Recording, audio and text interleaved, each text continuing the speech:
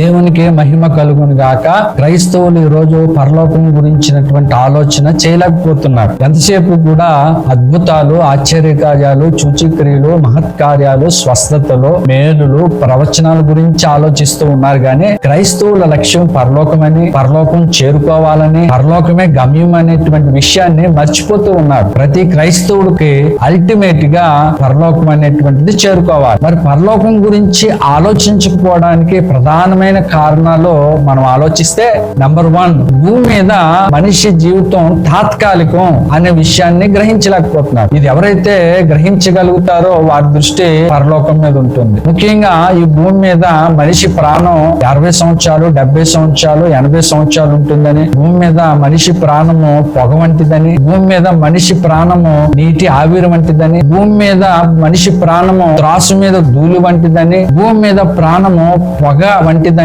Bible గ్రంథంలో చాలా వచనాలు కనబడుతున్నాయి. భూమి మీద మనిషి జీవితం తాత్కాలికం, 10 సంవత్సరాలు మాత్రమే ఉంటాము అనే విషయాన్ని ఎవరైతే గ్రహించగలుగుతారో వారందరూ కూడా వారి దృష్టి పరలోకం మీద ఉంటుంది. రెండో విషయం, పరలోకం గురించి ఎందుకు ఆలోచించట్లేదు? భూమి మీద మనిషి నివాసము తాత్కాలికమైనటువంటిది. ఈ భూమి మీద మనందరూ పరదేశులముగా ఉన్నామని, యాత్రికులమని, పరదేశులుగా మరి నివసిస్తున్నామని, మన నివాసము గుడారం అని మరి బైబిల్లో మనకు చూస్తా ఉన్నాం. ఆ యాత్రికులు మనందరం కూడా అనే విషయాన్ని ఎవరైతే గ్రహించగలుగుతారో వారి దృష్టి పరలోకం మీద ఉంటుంది. మూడో విషయం, పరలోకం గురించి ఎందుకు ఆలోచించట్లేదు?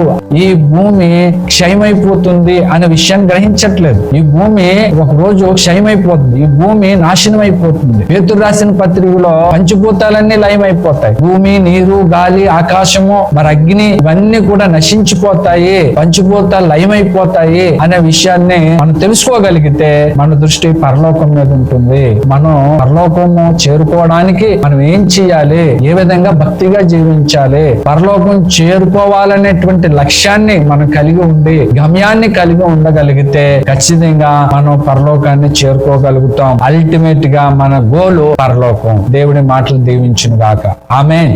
మా ఛానల్ ను మీ బంధువులకు, స్నేహితులకు పరిచయం చేయండి. మీ అనుదిన ప్రార్థనలో మా పరిచర్య కొరకు ప్రార్థించండి. దైవ దీవెనలు పొందండి. ఆమేన్.